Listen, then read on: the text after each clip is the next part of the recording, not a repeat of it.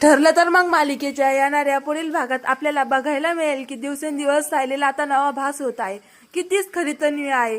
त्यात मी सायली अर्जुनला सांगू लागते की मला असं वाटतंय की माझा आणि तन्वीचा नक्की काहीतरी संबंध आहे।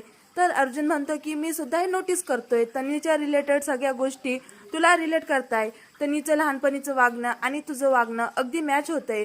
तर सायली शेवटी तिच्या मनातलं सत्य अर्जुनला सांगते की मला लहान तन्वी दिसते। त्या दिवशी मी तुम्हाला विचारत होते ना की मी गार्डन मध्ये बेशुद्ध कशी पडले होते, त्या झाडाखाली मला तन्वी दिसत होती आणि माझं डोकं जाम झालं होतं।